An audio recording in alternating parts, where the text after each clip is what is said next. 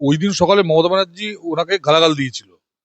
মমতা ব্যানার্জি ওনার বাড়িতে ববি হাকিমকে গালাগাল দিয়েছিলেন, বলেছে তুই ছেড়ে দে এটা, এবং এটা খবর আছে ভিতরকার, সেই জন্য গিয়ে ছেড়ে দিয়েছে। মমতা ব্যানার্জি দেখছে আমি এমএলএ নয়, এমপি নয়, আর ও এখানে বসে কলকাতার মেয়র হয়ে থাকবে। ওই জেলাসি থেকে মমতা ব্যানার্জি ওকে সকালবেলা গালাগাল দিয়েছিল ওই দিন। যে কোনো একজন লোক উধাও হয়ে গেছে, সেটা নিয়ে কিন্তু কোনো একটা পডকাস্টে একজন প্রশ্ন তুলেছে যে কোনো একটা লোক কোনো এক সময় ওকে আক্রমণ করেছিল, সেই লোকটা নিয়ে উধাও হয়ে গেছে। ফলে আমি বলছি যে এর পাবের কোনো শেষ নেই। ফলে ইট ইজ নট যে তাকে কেস দেওয়া হচ্ছে, কেস অনেক আগে দেওয়া উচিত ছিল। অরুণাভ ঘোষ একসময় বলেছিল যে ওদের দলের আইদার মেরুদণ্ড নেই বা ব্রেন নেই, কিন্তু দেবগোপাল এমন একটা লোক যার দুটোই নেই, সেরকম একটা লোককে সাধারণ সম্পাদক করছে। এর থেকে বোঝা যাচ্ছে যে ওনার দল উনি নিজের ব্যানার্জি পরিবারের বাইরে নিয়ে যেতে চান না। দোলা সেন ভয়ঙ্কর কুচক্রী একজন মহিলা, আগেও যে পজিশনে ছিলেন এখন সেভাবে থাকবেন, কিন্তু very much loyal to Mamata Banerjee. তো দল যেখানে ছিল সেখানেই আছে, মানে এটা এই সিগন্যালটা দিয়ে খুব একটা লাভ হবে না। নতুন সরকার যারা এসছে আমার তাদের কাছে অনুরোধ থাকবে যে এই যে ভাড়াটে উচ্ছেদ আইন, এটা ভয়ঙ্কর কঠিন আইন, এই আইনে একটা পরিবর্তন আনুন। বহু মানুষ আছে, তাদের জাস্টিস দিন। এ চলতে পারে না, লাস্ট 50 ইয়ার্স ধরে এই জিনিস চলছে। এই মানে সো কল্ড এই যে স্টেলিন, লেলিন, হোচিমিন, চাউমিন, এদের মতো যে ডাকাত রাক্ষস এবং কার্লমার্কসের মতো একটা মানে অমানুষ, এই যে কার্লমার্কস নাকি বলেছে, আমি বলছি কার্লমার্কস একটা অমানুষ, যে নাকি বলতে পারে অন্যের মানে অন্যের জিনিস লুট করে খাও। কার্লমার্কসের সঙ্গে রঘু ডাকাতের পার্থক্য কি? ভাড়াটে হয়ে ঢুকে বাড়ি ছাড়বে না, বাড়িওয়ালা বুর্জুয়া, তার এটা কেড়ে নাও। এই এই যে স্কাউন্ডেলিজম, এই যে মানে স্কাউন্ডেলরা এই যে রাজত্ব করেছে এখানে, এই যে রাজত্ব করেছে, এটা শেষ হওয়া দরকার। উম, ওনার সঙ্গে ইন্টারন্যাশনাল লিঙ্ক আছে, ইন্টারন্যাশনাল আমি মুখে বলবো না, গভর্নমেন্ট অফ ইন্ডিয়া বলবে, কিন্তু ইন্টারন্যাশনাল বিশেষ করে বাংলাদেশি জিহাদিদের সঙ্গে তো আছেই। এটা তো মানে প্রমাণিত যে জিহাদিদের সঙ্গে, এবং জিহাদিরা ওনাকে তো বলেইছে উনি আমাদের লোক। বহু জায়গায় বহু লোক বলেছে জিহাদিরা। ওরা মুসলিমরা ওকে ইউজ করতো, মুসলিমরা ওনাকে ইউজ করতো যে এর সঙ্গে থাকলে আমরা রংবাজি করবো, এই করবো। আপনি দেখবেন আজ থেকে 2 মাস আগে এই যে সারা রাস্তায় সব সাদা টুপি পরে ঘুরতো, বড় ভাইয়ের কুর্তা, ছোট ভাইয়ের পাজামা। মহিলারা হাজার হাজার মহিলা দেখবেন রাস্তায় বোরকা পরে ঘুরতো, হিজাব পরে ঘুরতো। আজকে দেখুন রাস্তায় কেউ বোরকা হিজাবে পড়ছে না। আপনি রাস্তায় দেখেন আজকের দিনে দেখবেন না, ট্রেনের বাসে কোথাও দেখবেন না, হিজাব বোরকা কেউ পড়ছে না, মাথায় পড়ছে না, বড় ভাইয়ের কুর্তা কেউ পড়ছে না, ছোট ভাইয়ের পাজামা কেউ পড়ছে না, মাথায় টুপি পড়ছে না, আফগান টুপি। তো ওনাকে মুরগি বানাতো, মুরগি বানিয়ে এরা ওই পাওয়ারটা এনজয় করতো। মমতা ব্যানার্জি সবাইকে বোকা ভাবেন, নিজের দলের লোককেও বোকা ভাবেন, সেই জন্য হয়তো এইরকম একটা সিদ্ধান্ত নিচ্ছেন যে দলের সবাইকে একটু এই লালিপপ দেওয়া, যাকে বলে না, আপনার লালিপপ দিচ্ছে যে দেখো আরো দুজনকে করলাম, ফ্যামিলির বাইরে নিয়ে গেলাম পার্টিটাকে। কিন্তু এরা তো পুতুল, দুখানা দুখানা পুতুল। মমতা ব্যানার্জি সবাইকে বোকা ভাবেন, তো বিশেষ করে নিজের দলের লোকজনকে চাকর বাকর ভাবেন, নইলে এইরকম একটা সিদ্ধান্ত নেন। বাকি যে লোকগুলো পড়ে আছে দলে, যে 25% লোক, তারা কি বোকা যে উনিও এই দুটো লোককে রাখলেন? সবাই জানে এদের পুতুল।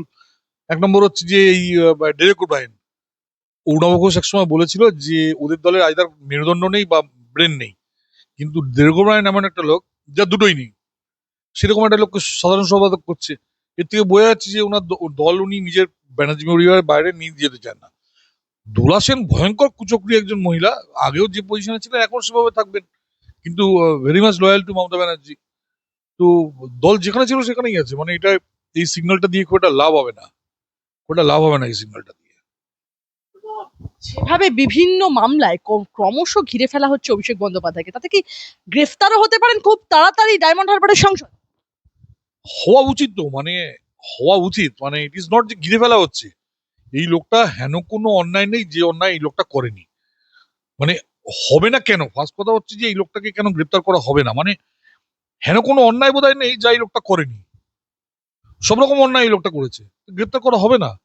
একে যদি গ্রেপ্তার না করা হয়, এ এত রকম অন্যায় করেছে, এ বহু রকম, মানে এ যত রকম মানে লোককে ইনস্ট্রাকশন দিয়ে খুন করা, লোকের বাড়ি ভাঙা, তোলা তোলা, প্রপার টাকা না দিলে, আমি 12 লাখ টাকা চাইছি না, চাইছি 15 লাখ না দিলে চাকরি দেবো না, মানে যোগ্য লোকেদের কাছ থেকে পর্যন্ত ঘুষ নিয়েছে।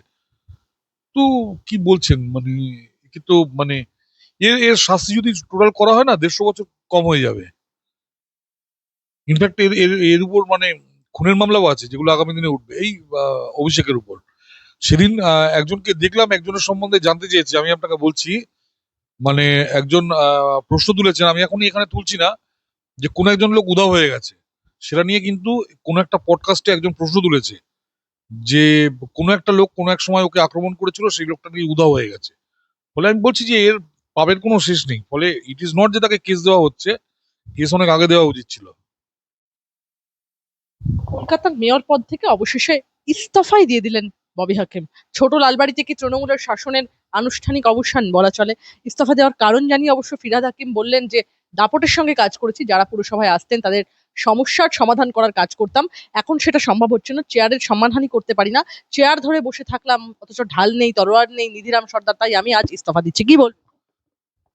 খুব ভুল কথা। ওই দিন সকালে মমতা ব্যানার্জি ওনাকে গালাগাল দিয়েছিল।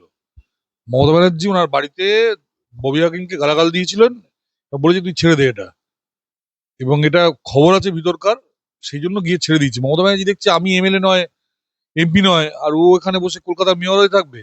ওই জেলাসি থেকে মমতা ব্যানার্জি ওকে সকালবেলা গালাগাল দিয়েছিল ওই দিন। তারপর বেরিয়ে ও রেজিগনেশন দিয়ে দিচ্ছে। এসব কোনো বাজে কথা কিচ্ছু না, কাজ করতে পারছে না। কাজ এমনি কাজ মানে তো তোলা তোলা, আর তো কোনো কাজ নেই। আর সেটা তো তোলা তুলতে পারছে না। এটা তো ঘটনা যে তোলা তুলতে পারছে না। তো তোলা না তুললে আর এই পোস্টে বসে লাভ কি? 2-4 পয়সার জন্য সারাদিন খাটাখাটনি করার, মাথার উপর চাপ পড়া, তার থেকে ছেড়ে দিই বলে। কিন্তু সেটা ঘটনা। আসল কথা হচ্ছে মমতা ব্যানার্জি ওই দিন সকালবেলা ওনাকে গালাগাল দিয়েছিল, এবং কিছু লোক বাইরে এসে সেই খবরটা দিয়েছে। ঠিক আছে? সেই জন্য ও রেজিগনেশন দিয়েছে, যেটা বাইরে এখন লজ্জায় আর বলতে পারছে না আর কি। কি বলছেন? প্রত্যেকে ইউসুফ পাঠান, যেখানে মমতা বন্দ্যোপাধ্যায় বলছেন যে বহরমপুর থেকে তিনি দাঁড়াতে চান বাইপোল করিয়ে, ইউসুফ পাঠান অব্দি বলছেন যে না, তিনি জিতে এসেছেন, সেই জেতা আসন তিনি কোনো মতেই ছাড়বেন না। সে জায়গায় দাঁড়িয়ে বলছেন ববি হাকিমকে মমতা বন্দ্যোপাধ্যায় কটূক্তি করলেন আর ববি হাকিম রাতারাতি পদ ছেড়ে দিলেন। কি? ইউসুফ পাঠান যদি কলকাতায় ভবানীপুরে বাড়ি হতো তাহলে ও ছেড়ে দিত। ইউসুফ পাঠান তো ভবানীপুরে বাড়ি না। ও দেখেছে আমি এমপি হয়ে গেছি, আমি তো দিল্লিতে থাকবো, আমি আর ঢুকবোই না পশ্চিমবঙ্গে। আমার 5 বছর কমপ্লিট হলে বরঞ্চ আমি পেনশনটা পাবো, সেই জন্য ও ছাড়ছে না। গাড়ি পাচ্ছে, এই পাচ্ছে, আমার কি দরকার? আমি আসবোই না বহরমপুরে। ইউসুফ পাঠান নেক্সট লোকসভা ইলেকশনের আগে আর কোনোদিন বহরমপুরে আসবেই না, সেই জন্য ও ছাড়ছে না। ও জানে আমি দিল্লি যাবো, গুজরাট যাবো, দিল্লি যাবো, গুজরাট যাবো, বহরমপুরের লোক ভাড়মে যায়। এই হলো ইউসুফ পাঠান। কিন্তু ইউসুফ পাঠানের বাড়ি যদি ওই ইয়ের পাশের বাড়ি হতো ববি হাকিমের, তাহলেও বাধ্য হতো রেজিগনেশন দিতে। ববি হাকিমের সেই অবস্থা হয়েছে। কিসের ভয় এখনো? চাষ হবে না? আরে বাবা, মমতা ব্যানার্জিকে সবাই ভয় পায়, সবসময় ভয় পায়। মমতা ব্যানার্জির নিজের দলে থাকলে ত্রাস হবে না সে? আর নইলে সে দল চেঞ্জ করে দিত।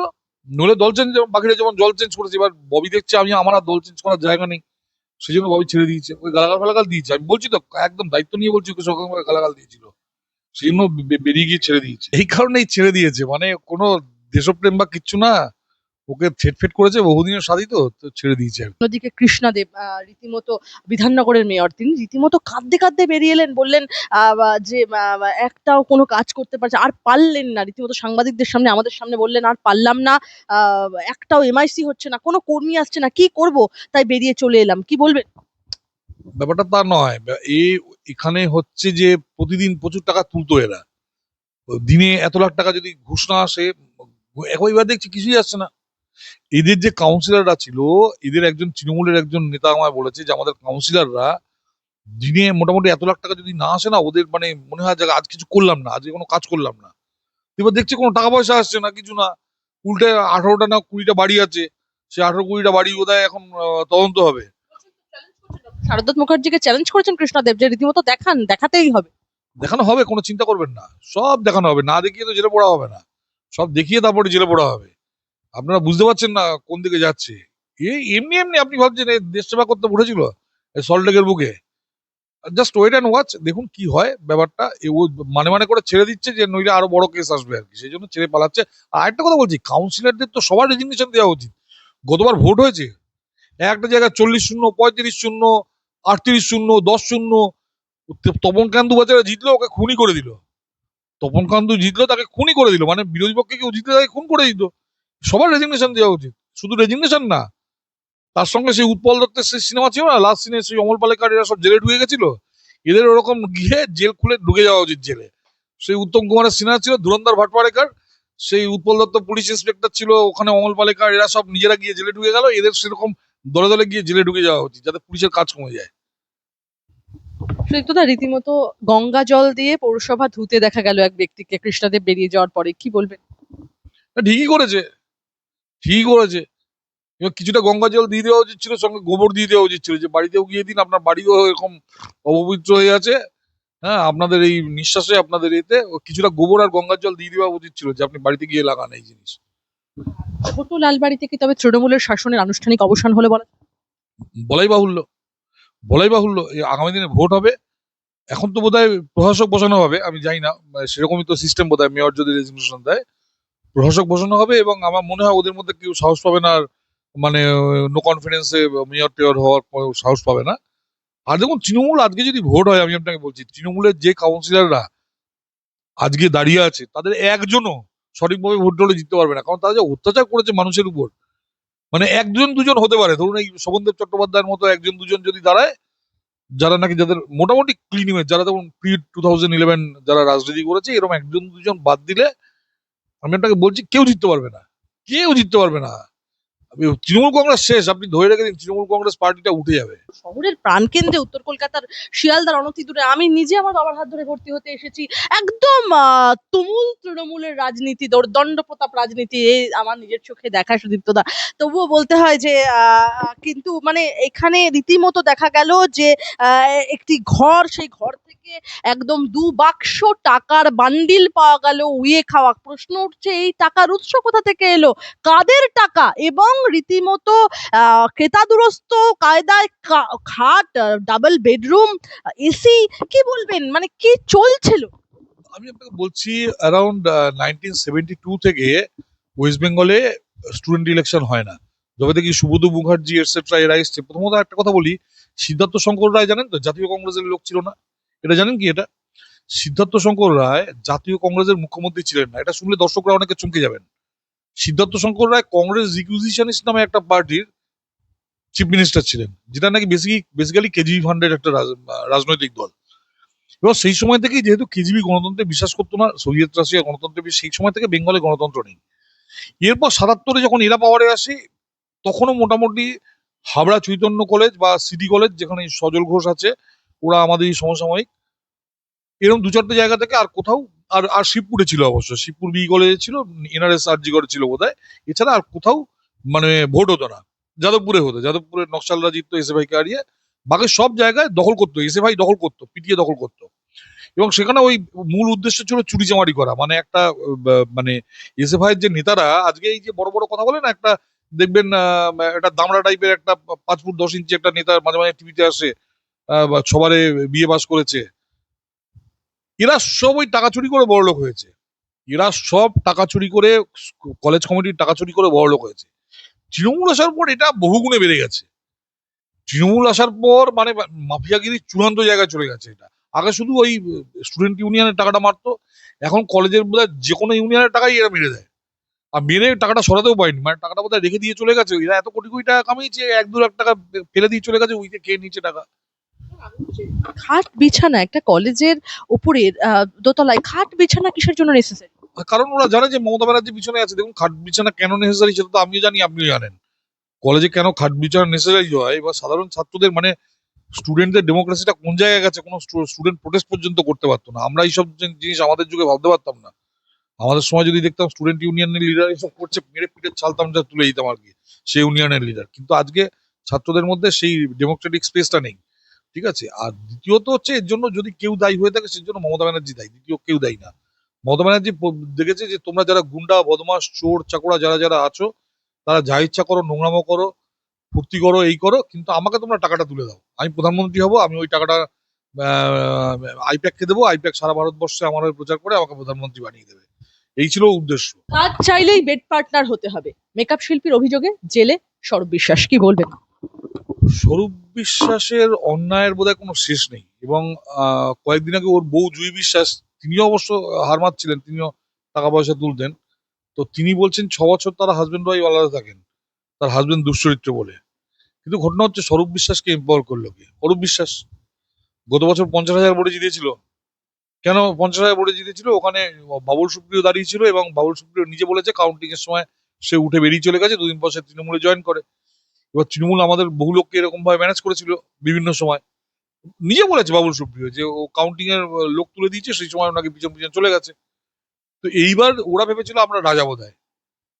আর এই অরূপ বিশ্বাসকে কে পাওয়ার দিয়েছে? মমতা ব্যানার্জি পাওয়ার দিয়েছে। অরূপ বিশ্বাসকে মমতা ব্যানার্জি পাওয়ার দিয়েছে, ফলে এর জন্য দায়ী আমি বলছি এই যে এইসব দু পয়সার লোক এই যে দাদাগিরি করতো, তার কারণ মমতা ব্যানার্জি এদের হাতে পাওয়ার দিয়েছে আর পুলিশকে বলেছে এদের কিছু নেই, এরা যত ইচ্ছা অন্যায় করুক, এদের কেউ ধরবে না। দ্যাটস ওয়াই আমি বারবার বলছি এগুলোর জন্য মমতা ব্যানার্জি একমাত্র দায়ী, আর কেউ দায়ী নয়। পালা বদলের পর মমতা বন্দ্যোপাধ্যায়কে কালীঘাট মন্দিরে অপেক্ষা করতে হলো পুজো দেওয়ার জন্য, কি বলবেন, ছবিটা ঠিক কিরকম? আমি দেখলাম, কিন্তু আমার তার থেকে বড় প্রশ্ন যে হঠাৎ এইবার ঈদের দিন উনি গেলেন না ব্রিগেডে। ঈদের দিন কি ওনাকে ডাকেনি? সেটা প্রথম প্রশ্ন। যে ঈদের দিন উনি গেলেন না, তারপর সেই ঘুরে ফিরে সেই কালী মন্দিরে আসতে হলো ওনাকে, সেই মায়ের কাছে। আমি জানি না, মানে এবার পাবলিক কেন দেয়নি, দেখুন পাবলিকের ভিতর তো আমি ইয়ে করবো না যে পাবলিক কেন ওনাকে ছেড়ে দেয়নি এটসেট্রা। তো ঠিক আছে, বয়স্ক মানুষ ছেড়ে দিতে পারতো, অনেক সময় বয়স্কদের জন্য আলাদা লাইন থাকলে ছেড়ে দেওয়া উচিত, আমি জানি না, যদিও উনি নিজে বয়স্ক বলে স্বীকার করতে চান না। তো কিন্তু ঘটনা হচ্ছে যে কালী মন্দিরে যেতে হলো কেন এতদিন পর? উনি তো ওই রেড রোডে দাঁড়াতেন, রেড রোডে ওনাকে ইয়ে করা হতো, উনি মাথায় হিজাব পরে দাঁড়াতেন, ওখানে নামাজ পড়তেন। এবছর ডাকা হলো না ওনাকে নামাজ পড়তে? আপনারা জানেন কিছু? আমি ব্রিগেডে দেখলাম না ওনাকে নামাজ পড়তে। ওরা মুসলিমরা ওকে ইউজ করতো, মুসলিমরা ওনাকে ইউজ করতো যে এর সঙ্গে থাকলে আমরা রংবাজি করবো, এই করবো। আপনি দেখবেন আজ থেকে 2 মাস আগে এই যে সারা রাস্তায় সব সাদা টুপি পরে ঘুরতো, বড় ভাইয়ের কুর্তা, ছোট ভাইয়ের পাজামা। মহিলারা হাজার হাজার মহিলা দেখবেন রাস্তায় বোরকা পরে ঘুরতো, হিজাব পরে ঘুরতো। আজকে দেখুন রাস্তায় কেউ বোরকা হিজাবে পড়ছে না। আপনি রাস্তায় দেখেন আজকের দিনে দেখবেন না, ট্রেনের বাসে কোথাও দেখবেন না, হিজাব বোরকা কেউ পড়ছে না, মাথায় পড়ছে না, বড় ভাইয়ের কুর্তা কেউ পড়ছে না, ছোট ভাইয়ের পাজামা কেউ পড়ছে না, মাথায় টুপি পড়ছে না, আফগান টুপি। তো ওনাকে মুরগি বানাতো, মুরগি বানিয়ে এরা ওই পাওয়ারটা এনজয় করতো। এইবার দেখেছি এনার তো আর দরকার নেই, আর তা ওনাকে ডাকেনি।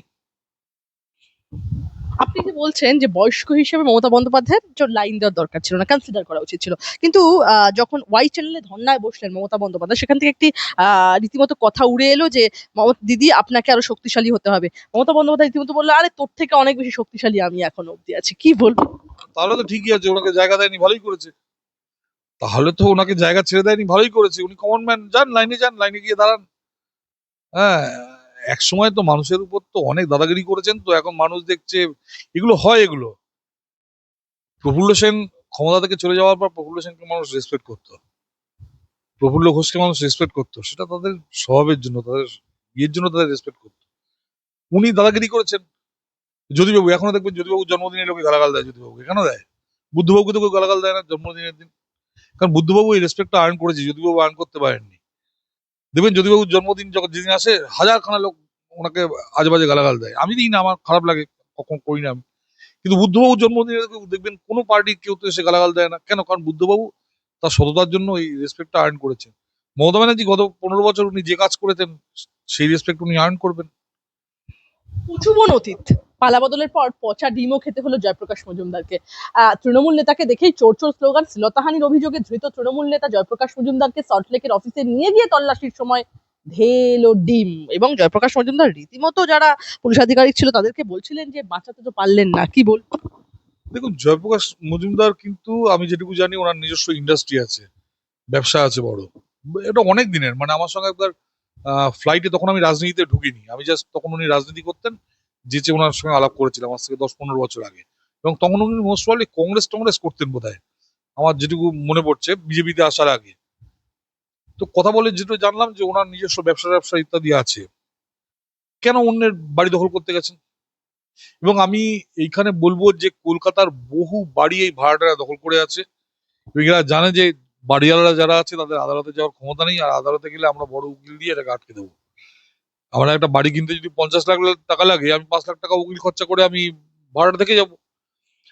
নতুন সরকার যারা এসছে, আমার তাদের কাছে অনুরোধ থাকবে যে এই যে ভাড়াটে উচ্ছেদ আইন, এটা ভয়ঙ্কর কঠিন আইন, এই আইনে একটা পরিবর্তন আনুন। বহু মানুষ আছে, তাদের জাস্টিস দিন। এ চলতে পারে না, লাস্ট 50 ইয়ার্স ধরে এই জিনিস চলছে। এই মানে সো কল্ড এই যে স্টেলিন, লেনিন, হোচিমিন, চাউমিন, এদের মতো যে ডাকাত রাক্ষস এবং কার্লমার্কসের মতো একটা মানে অমানুষ, এই যে কার্লমার্কস নাকি বলেছে, আমি বলছি কার্লমার্কস একটা অমানুষ, যে নাকি বলতে পারে অন্যের মানে অন্যের জিনিস লুট করে খাও। কার্লমার্কসের সঙ্গে রঘু ডাকাতের পার্থক্য কি? কোনো পার্থক্য নেই।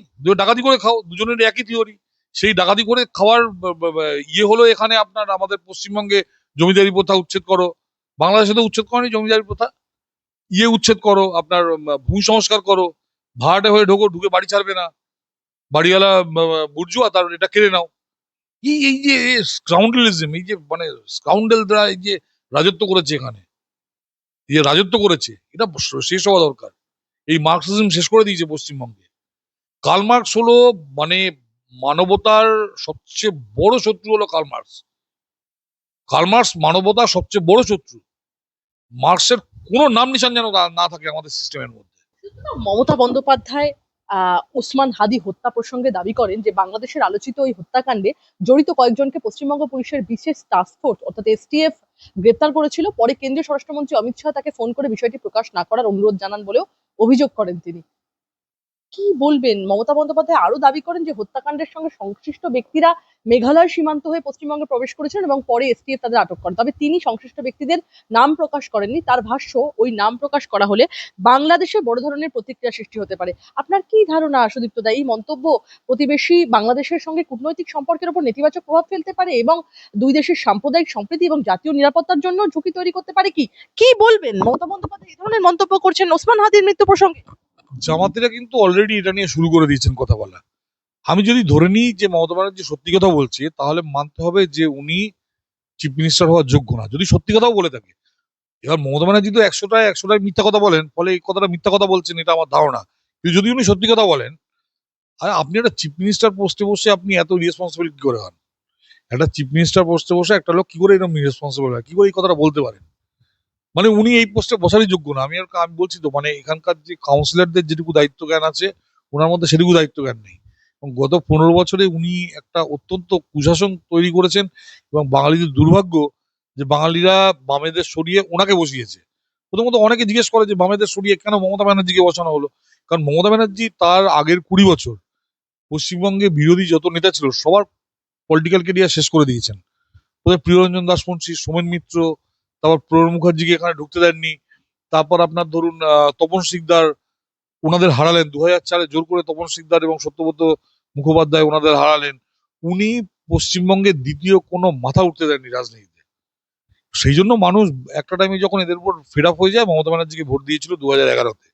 ঠিক আছে, এবং সেই সময় আমি বলছি আমিও ভোট দিয়েছিলাম 2011-তে, আমিও ভোট দিয়েছিলাম তৃণমূলকে যে না, বামেদের হাঁটাও। কিন্তু আমরা মমতা ব্যানার্জিকে দেখে ভোট দিইনি। যারা যে বাঙালি আপনি রাস্তায় বেরোন, 99% বাঙালি বোধহয় সেই সময়, মানে যাকে যাকে বাঙালি দেখবেন সে বাঙালিরা ভোট দিয়েছিল মমতা ব্যানার্জিকে। কিন্তু ঘটনা সেটা দিয়েছিল কারণ মমতা ব্যানার্জি আর কোনো অপশন রাখেনি। সব বিরোধী নেতাদের শেষ করে দিয়েছে, সোমেন মিত্র থেকে শুরু করে যারা যারা ছিলেন সবাইকে শেষ করে দিয়েছে। ভোটের পর উনি ল্যাং মারলেন, আবার এসইউসিআই কে, নকশালকে, ছত্রধর মাহাতোকে জেল খাটিয়ে রেখে দিলেন সারাটা জীবন, কিষাণজিকে উড়িয়ে দিলেন। পুরো লাইফটা ওনার বেইমানির উপর দাঁড়িয়ে। ঠিক আছে, অ্যাবসলিউট বেইমানির উপর দাঁড়িয়ে ওনার লাইফটা। মমতা বন্দ্যোপাধ্যায়ের উপর কি আইনি পদক্ষেপ নেওয়া উচিত দেশের স্বরাষ্ট্রমন্ত্রকের, আপনি মনে করেন এই মুহূর্তে? অ্যাবসলিউটলি হওয়া উচিত। উনি এতগুলো অন্যায় করে চলে যাওয়ার পর ওনাকে যদি মানে ছেড়ে দেওয়া হয়, মানে এটা মানবতার প্রতি একটা মানে মানে অন্যায় হবে আর কি। এই ধরনের মন্তব্য করার জন্য কি ইউএপিএ অ্যাক্ট অনুযায়ী দেশদ্রোহিতার মামলা রুজু করা হবে মমতা বন্দ্যোপাধ্যায়ের বিরুদ্ধে? সেটা আমি বলতে পারছি না, লয়াররা দেখুক, আমাদের যারা উপরে আছেন যারা, তারা দেখুন আমাদের যে বিভিন্ন এনআইএ থেকে শুরু করে এরা। এবং হওয়া তো উচিত, মানে আমার মনে হয় হওয়া উচিত। কিন্তু আলটিমেটলি এটা কনসিডার করবে central government, home ministry, defence ministry. তারা এই জিনিসগুলো ভাববে কি করা উচিত। হওয়া তো উচিতই, হওয়া তো উচিতই। মমতা বন্দ্যোপাধ্যায় বরাবরই বাংলাদেশ নিয়ে মন্তব্য করেছেন, তার এই অবস্থান নিয়ে কি বলবেন? মমতা এবং বাংলাদেশ এই সম্পর্ককে আপনি কিভাবে ব্যাখ্যা করবেন? মমতা ব্যানার্জি কাউকে ভালোবাসেন না, নিজের ভাইপো এবং নিজের ব্যানার্জি পরিবার ছাড়া। উনি বাংলাদেশে খোঁচান মুসলিম ভোট পাওয়ার জন্য। উনি জানেন যে এখানকার প্রচুর বাংলাদেশি আমাদের এখানে ভোটার আছে। উনি যদি বাংলাদেশের সাপোর্টে কিছু কথা বলেন বা মুসলমানদের সাপোর্টে কথা বলেন, তাহলে মুসলিম ভোটটা উনি এমনি পেয়ে যাবেন। এবং মুসলিম ভোটটা যদি উনি পেয়ে যান, তাহলে আর কোনো সমস্যা নেই। একটা জিনিস দেখলাম, কাজ না করে ভোটে জিতে বেরিয়ে আসবেন, কাজ না করে ভোটে জিতে বেরিয়ে আসবেন, যদি মুসলিম ভোটটা উনি পেয়ে যান। প্রশ্ন আপনার কাছে, বাংলাদেশ নিয়ে মমতা বন্দ্যোপাধ্যায়ের বক্তব্যের ফলে কি তাকে জাতীয় নিরাপত্তা সংক্রান্ত প্রশ্নের মুখোমুখি হতে হতে পারে?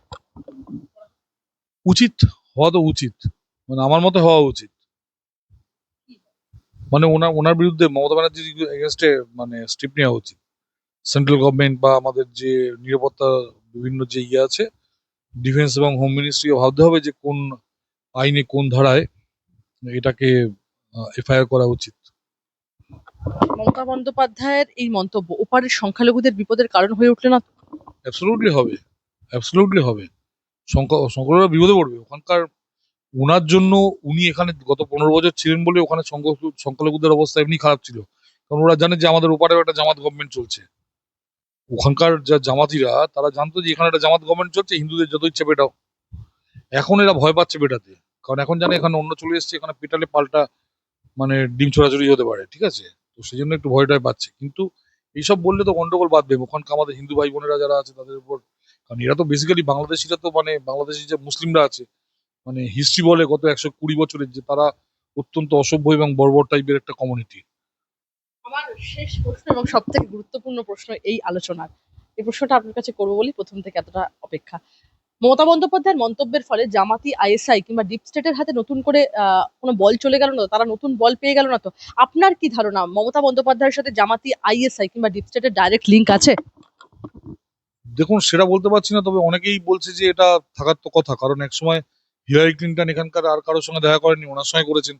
এই মার্কো রুবিও কিছুদিন আগে এলো। মার্কো রুবিও এসে প্রথমে গেল এর কাছে, এই কি বলে, মিশন অফ চ্যারিটি, আবার মিশন অফ চ্যারিটির লোকেরা এলো ওনার কাছে। উনি চলে যাওয়াতে অনেকেই ভয় পেয়ে গেছে যে আরে কি হলো ব্যাপারটা, মমতা ব্যানার্জি হেরে গেল। আপনি দেখবেন কেরালায় আমরা হেরেছি কোনো খবর নেই, তামিলনাড়ুতে আমরা হেরেছি কোনো খবর নেই, আমরা জিতেছি আসামে সেটা খবর নেই, বেঙ্গলেরটা খবর হয়ে যাচ্ছে কেন? ওনার সঙ্গে ইন্টারন্যাশনাল লিঙ্ক আছে, ইন্টারন্যাশনাল, আমি মুখে বলবো না, সেটা গভর্নমেন্ট অফ ইন্ডিয়া বলবে, কিন্তু ইন্টারন্যাশনাল বিশেষ করে বাংলাদেশি জিহাদিদের সঙ্গে তো আছেই, এটা তো মানে প্রমাণিত যে জিহাদিদের সঙ্গে, এবং জিহাদিরা ওনাকে তো বলেইছে উনি আমাদের লোক, বহু জায়গায় বহু লোক বলেছে জিহাদিরা। বন্দ্যোপাধ্যায় তবে ডিপ স্টেটের এজেন্ট? ডিপ স্টেটেরটা কি বলতে পারছি না, সেটা মানে সাপেক্ষ, মানে প্রমাণ সাপেক্ষ, কিন্তু হওয়ার তো সব রকম লক্ষণই আছে মমতা ব্যানার্জির মধ্যে, মানে উনি ডিপ স্টেটের এজেন্ট বা কোনো বিদেশি এজেন্সি এজেন্ট, এটা হওয়ার যথেষ্ট লক্ষণ আছে। এই মুহূর্তে মমতা বন্দ্যোপাধ্যায়ের বিরুদ্ধে তদন্ত শুরু হওয়া উচিত বলে আপনি মনে করেন? অ্যাবসলিউটলি, প্রশ্নই ওঠে না। গত 15 বছরে যত অন্যায় হচ্ছে সবকিছুর মূলে মমতা ব্যানার্জি, তাহলে কেন তদন্ত হবে না? তদন্ত তো নিশ্চয়ই হতে হবে। যত গন্ডগোল হচ্ছে সবকিছুর মূলে উনি।